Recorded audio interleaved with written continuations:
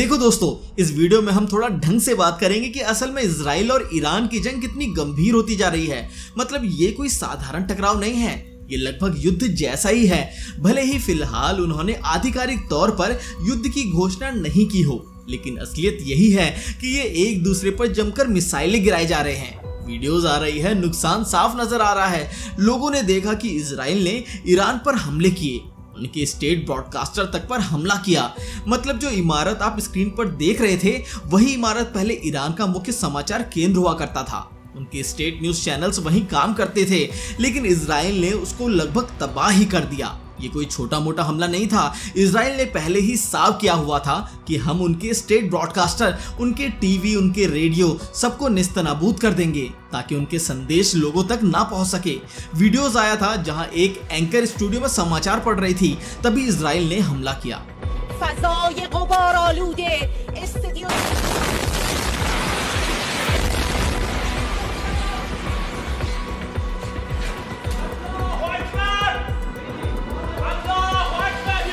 Studio थर्राकर गिर पड़ा। फिर भी अच्छी बात ये रही कि एंकर सहित अधिकतर स्टाफ सुरक्षित रहे।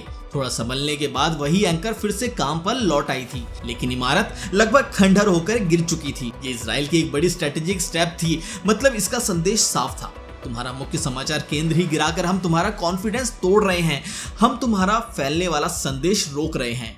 इसका असर ये हुआ कि कोई गलत खबर फैलने पर या कोई अफवाह फैलने पर उसको कंट्रोल करना मुश्किल होगा, क्योंकि स्टेट ब्रॉडकास्टर ही नेस्तनाबूद कर दिया इजराइल ने।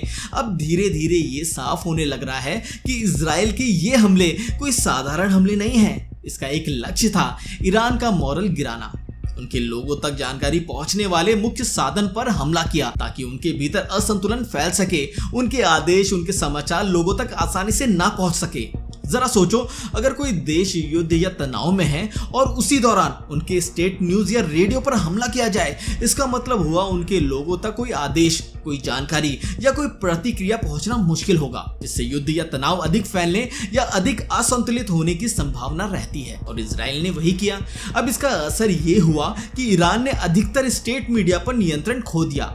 उनके मुख्य समाचार केंद्र लगभग खंडहर में बदल गए। उनके स्टाफ ने मुश्किल हालातों में काम किया, पर उन्होंने फिर भी प्रयास किया समाचार लोगों तक पहुंचे। ये इजराइल के द्वारा किया हुआ एक सुनियोजित हमला था ताकि ईरान भीतर से असंतुलित रहे, उनके आदेश उनके लोगों तक आसानी से ना पहुंचे और इसका असर उनके युद्ध पर भी पड़े।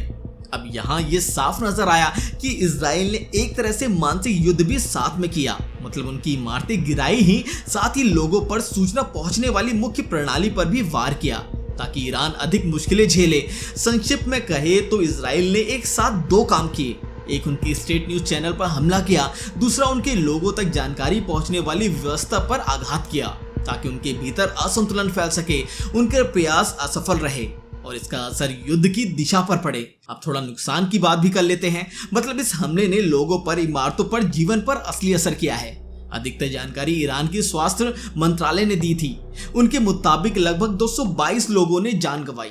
ये आधिकारिक आंकड़े हैं, असली संख्या इससे अधिक भी हो सकती है, क्योंकि हर जगह बम गिर रहे हैं, हर शहर प्रभावित हुआ है। इजराइल ने कोई भेदभाव नहीं किया। मतलब उसने ये नहीं देखा कि यहाँ सिविलियन है या नहीं, उसने हर जगह हमले किए। इसका असर आम लोगों पर अधिक हुआ। दूसरी तरफ इजराइल ने भी नुकसान स्वीकार किया। उसके अनुसार उनके 20 लोगों ने जान गंवाई, लगभग 300 लोग जख्मी होकर अस्पताल पहुंचे। लेकिन यहाँ थोड़ा संदेह है, इजराइल ने अधिकतर जानकारी बाहर आने नहीं दी। उन्होंने लगभग हर जानकारी पर नियंत्रण रखा हुआ है, इसलिए असली नुकसान अधिक भी हो सकता है। असली अंक तभी बाहर आएगा जब युद्ध शांत होगा, तभी असली तस्वीर साफ होगी। अब यहाँ एक बात ये भी निकल आई कि ईरान ने भी पलटवार किया था इजराइल पर। उनके मिसाइल्स ने इजराइल की मुख्य इमारतें, यहाँ तक कि उनके ऑयल स्टोर तक प्रभावित किए। मतलब यहाँ युद्ध एक तरफा नहीं था, ईरान ने भी इजराइल पर हमले किए। उनके लोगों ने देखा कि ईरान ने उनके इलाकों पर कितने बम गिराकर नुकसान किया। इजराइल ने दावा किया कि उसने लगभग पूरे ईरान पर वायु वर्चस्व या एयर सुप्रीमेसी हासिल किया हुआ है। मतलब इजराइल के जो फाइटर प्लेन्स हैं वो आसानी से वहां घुस रहे थे, उनके भीतर हमला किया, फिर बाहर निकल गए। इससे इजराइल ने एक मानसिक युद्ध भी जीता। उनके लोगों ने माना कि हमारी वायुसेना अधिक सक्षम है। पर यहाँ एक महत्वपूर्ण बात यह भी है कि इजराइल ने जो फोटोज और वीडियोस दी हैं उनके अनुसार ईरान ने कोई अधिक नुकसान नहीं किया। मतलब हो सकता है कि इजराइल उनके जो हमले हैं उनको कम दिखाना चाहता है, जबकि असलियत ये है कि ईरान ने उनके ऑयल स्टोर, उनके रिहायशी इलाके तक पर हमले किए थे। इसका मतलब साफ हुआ कि ईरान ने कोई छोटा मोटा पलटवार नहीं किया, उसने भी इजराइल पर जमकर हमले किए।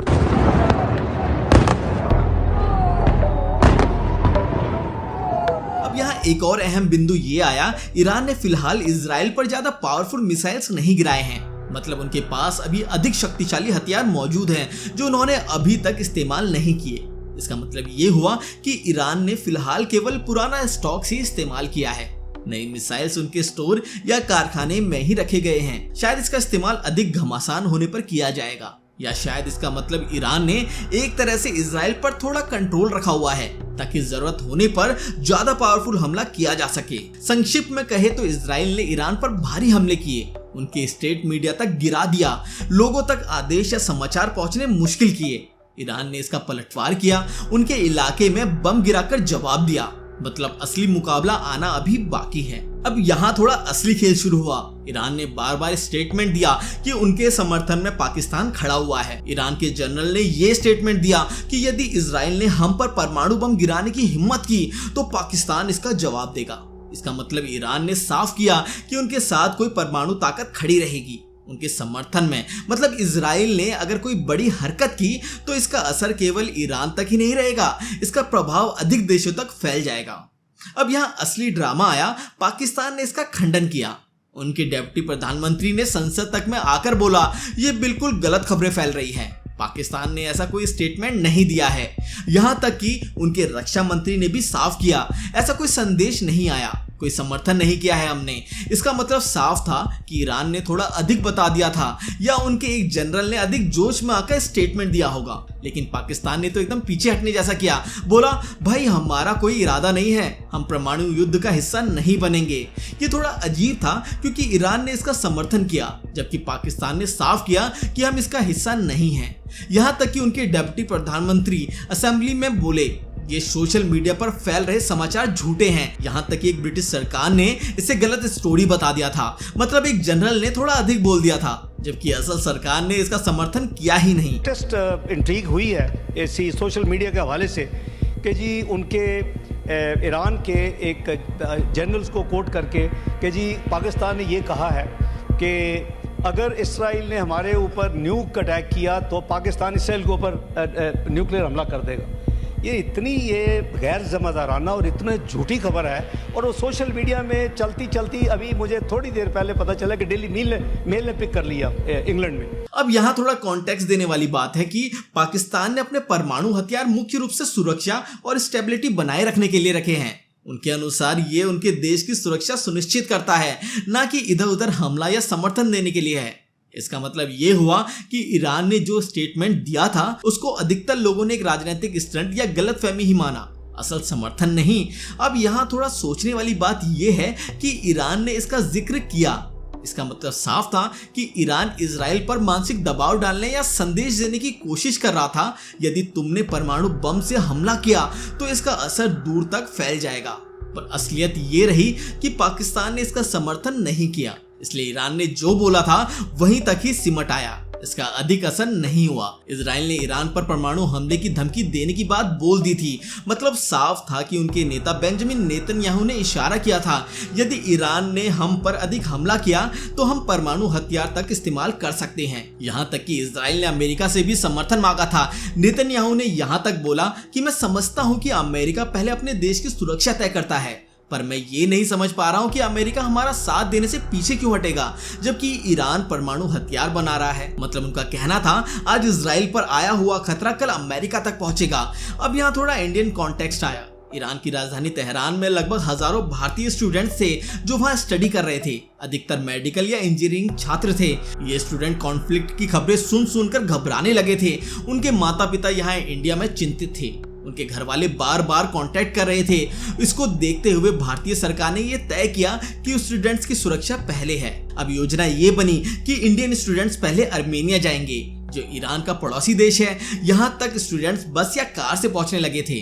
फिर आर्मेनिया से विशेष फ्लाइट से उन्हें दिल्ली या मुंबई लाकर उनके घर पहुंचा दिया। इसका मुख्य कारण ये था कि ईरान अधिक अस्थिर होता जा रहा है। हम नहीं चाहते कि कोई भारतीय स्टूडेंट मुश्किल में रहे।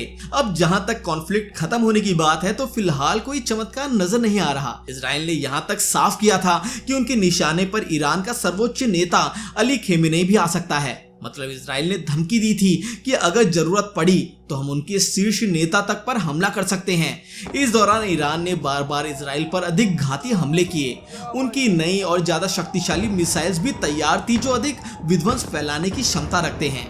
अब यहाँ कोई नहीं जानता कि ये युद्ध कितने दिनों तक चलेगा, कितने लोगों की जान जाएगी या इसका असर कितने देशों तक फैल जाएगा। एक चिंगारी यहाँ अधिक आग फैला सकती है, इसलिए हर कोई चिंतित है। मध्य पूर्व ही नहीं पूरे विश्व की शांति पर इसका असर होगा।